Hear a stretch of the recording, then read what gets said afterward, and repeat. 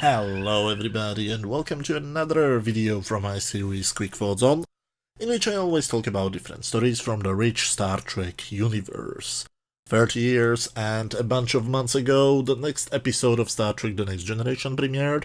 It was called Manhunt, and these are my honest opinions about it. Manhunt is weird. Kind of messy, mainly tonally. It's basically a silly comedy about a man who doesn't want to get raped by a horny woman. It's rare in the sense that you wouldn't see such a story made today. However, this was made back in the 1980s, back in the times where people wouldn't get offended by literally everything. Even if you find such a premise offensive by 2019 standards, don't forget it was shot in 1989. As usually, the fact that the story is offensive will not really influence my final rating. The story starts like a typical story from the first two seasons of TNG. The Enterprise works as a space taxi. This time they are ordered to fly the delegates to some conference, and this conference is absolutely irrelevant to the main plot. So we won't even see it, and I'm not really going to spend much time to talk about it. But what I am going to talk about is the first two delegates. They are some fishy-looking guys. And these fishy guys are called the Antedians, and they are in an catatonic state because fish don't like space flights or something. The next delegate, however, is somebody worse. An old friend or enemy or frenemy of Oksana Troi, the mother of the ship's counselor, Deanna Troi. And she's even more flirty than usually. She lets Riker to bring her luggage to her quarters and informs Captain Picard about a diplomatic dinner. On the bridge, everybody's making fun of Oksana's sexist remarks towards Picard until he interrupts them, and he leaves so angry that he doesn't even realize that nobody else knows about the dinner. Later, when he arrives in his dress uniform to headquarters, he gives his liquid Viagra to her butler, Large from the Addams Family movies, who drinks it and shows him that he's the only one who was invited to the dinner, and after Picard sees Oksana in her special outfit, he joins her with the look of a man who expects to be raped.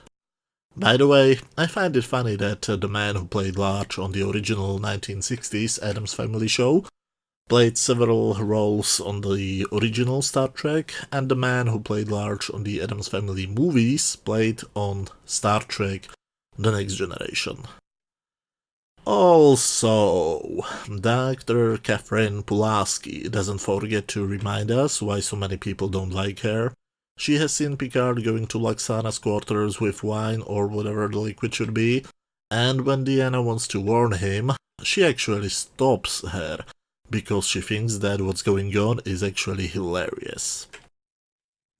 Oksana continues to do what was in the 80s known as a funny banter, and now is known as sexual harassment, so Picard calls some protection, Mr. Data. Data is very successful in his new role because he manages to board Oksana and Picard is able to escape to safety. You know, it's funny in the episode, but I feel really weird when I'm saying it out loud. The captain calls Deanna to his office, and for some reason Riker too. She explains to them that her mother is in what they call the phase, a period of life of every middle-aged Betazoid woman in which their sex drive is exceptionally increased, and the only way how to cure it is to get a man. And she chose Picard. Riker thinks it's funny, and it reminds us again, why is he there? But Picard has a great plan how to deal with his problem in a very heroic way, certainly not in a cowardly way. He will hide from her in the holodeck, and he will play again the role of Dixon Hill.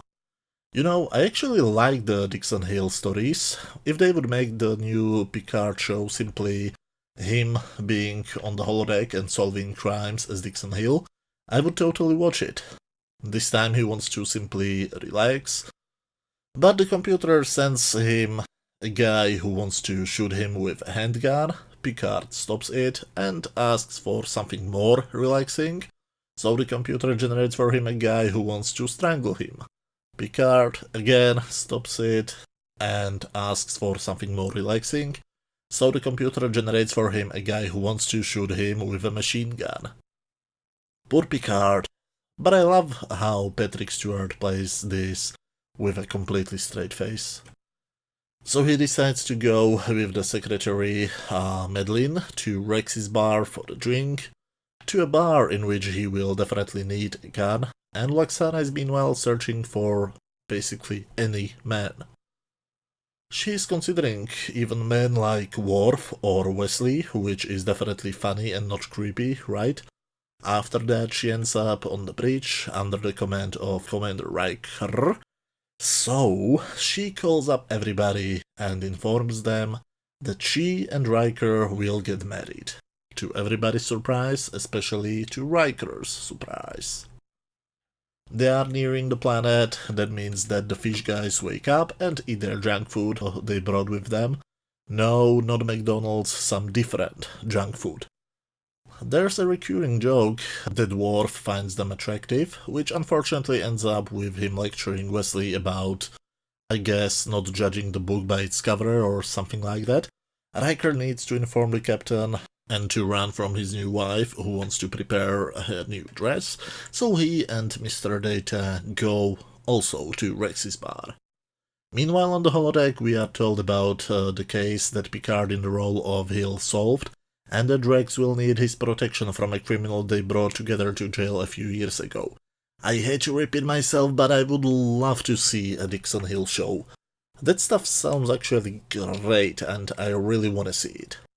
Riker and Data get there too to inform their boss he needs to go back to work, only to again be caught by Lwaxana and Nodlarch.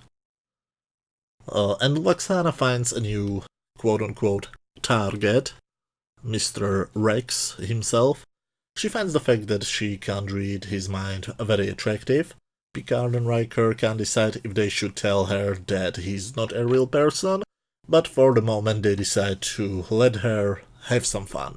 But back to work. When Lwaxana returns, she looks angry. I wonder why. And she is also kind of cured from her condition. When she meets the fish heads in the transporter room, she immediately realizes that they are actually suicide bombers who wanted to blow themselves up and kill everybody at the conference. See, another thing which you wouldn't shoot today. So Worf arrests them, Lwaxana manages to have one more silly remark, and the episode is over. This is a silly little episode. It's a comedy which features a horny woman, a man trying first not to get raped, later not get killed, and suicide bombers. I honestly miss the times when comedies like this were being made. At the same time, it manages to have some moral commentary, even when it kind of falls short, doesn't it? I mean, there was a whole subplot dedicated to the fact that even though the fish guys are ugly by human standards, that doesn't mean that they are evil, but yet in the end they are suicide bombers. Kind of a weird message, isn't it? And you know what?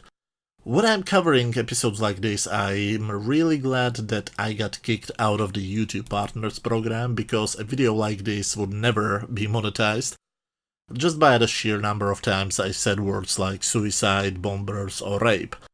Anyway, this episode has a bunch of very interesting actors. One of the Dixon Hill villains, named Scarface, was played by Robert O'Reilly in his first Star Trek role ever. He later appeared as different characters in all shows, most famously as Chancellor Gowron in multiple episodes of The Next Generation and Deep Space Nine. The scene in which Lwaxana Troi talks to the computer is also pretty special. Why, you might ask? Lwaxana Troi is played by Majel Barrett Roddenberry, and she talks to the computer, who is voiced by Majel Barrett Roddenberry. Also, one of the fish guys was played by Mick Fleetwood, the drummer of Fleetwood Mac. So yeah, I like this episode a lot, even though it would be considered controversial by 2019 standards. And of course, as I said, Karel Stryken, who is most famous by playing Large in the Adam Sandler movies, plays Mr. Home. Overall, on my standard scale from 0 to 10, in which 0 is a complete garbage, 10 is a masterpiece, and 5 is just average, I would give this episode 7 out of 10. While not a masterpiece by any chance, I was having a lot of fun while rewatching this one, and it's definitely much better than most of the episodes from season 2. But as always, these were just my opinions. Let me know what did you think about this episode in the comment section. If you enjoyed this video, please hit the thumbs up button, and if you're not subscribed yet, consider subscribing. And I must admit that I am way too slow.